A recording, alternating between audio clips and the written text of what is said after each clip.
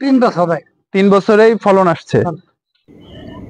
অবাক করার মতোই বিষয়, আমাদের দেশে খুরমা খেজুর চাষ করা যখন তপস্যার ব্যাপার, তখন 3 বছর পার না হতেই গাছে এসেছে ফল। খুরমা খেজুর মধ্যপ্রাচ্যের একটি অর্থকরী ফসল।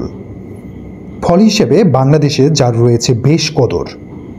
তাই বাণিজ্যিকভাবে কিংবা শখের বসে এর চাষাবাদের চর্চা করেছেন অনেকে। আশানুরূপ ফল পাওয়া না গেলেও থেমে যায়নি এ নিয়ে পরীক্ষা নিরীক্ষা ও গবেষণা। তবে এবার বীজ থেকে চারা তুলে গাছ লাগিয়ে চমক দেখিয়েছেন ঈশ্বরকান্দির আব্দুল আজিজ মুন্সি। আজ কথা বলবো তার সাথে। আসসালামু আলাইকুম কাকা, ভালো আছেন? এটা কি গাছ লাগাইছেন? এটা খেজুর গাছ লাগাই। এটা কি খেজুর? এটা এটা খুরমা। খুরমা খেজুর। কতদিন হয়েছে লাগাইছেন এগুলো? বছর 3 হয়। তো 3 বছর এই ফলন, আসলে এটা কিভাবে এটা লাগাইছিলেন? এটা এটা তারা বীজ থেকে হয়েছিল। হ্যাঁ হ্যাঁ। তারপরে এই জায়গায় এই দুটো চারাই ছিল না আরো কিছু চারা উঠাইছিলেন? ও আচ্ছা, মারা গেছে। যাক, কিন্তু সবচেয়ে বড় যে বিষয়, আমাদের বিভিন্ন জায়গায় দেখা যায় যে গাছ বোনা হয় কিন্তু সেগুলোর মধ্যে ফল আসে না।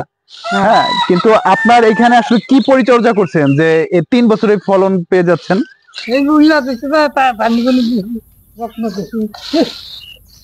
সমুদ্র পানি বা বিশেষ কোনো কি সার প্রয়োগ বা বালি টালি অনেকে বলে?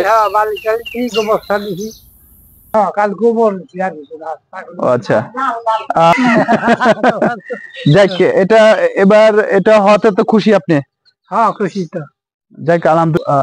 মোট যে কথা, বাংলাদেশের যে আবহাওয়া বা জলবায়ু, সেই জায়গায় খুরমা খেজুর হওয়াটা অস্বাভাবিক। তবে অনেক চাষি তারা চাষাবাদ করছেন, তবে এই মুহূর্তে আসলে খুব বেশি চাষি যে সফল হয়েছেন তা নয়, কারণ সেখানে ফলন কম, আবার গাছগুলো দেখা যায় যে বেশি দিন বাঁচে না। সেই তুলনায় এখানে একদম হাতে বীজ লাগানো হয়েছিল, সেই জায়গা থেকে দুটো গাছ হয়েছে এবং সেখানে 3 বছরের মাথায় ফলন আসছে।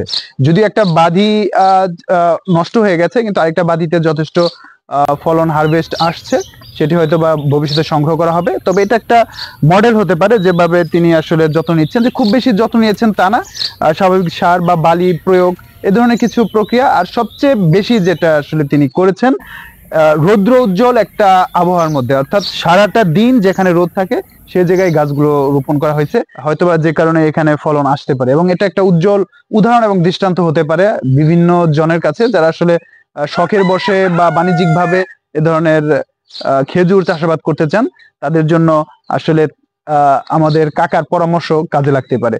তো সাথে থাকবেন। ধন্যবাদ সকলকে।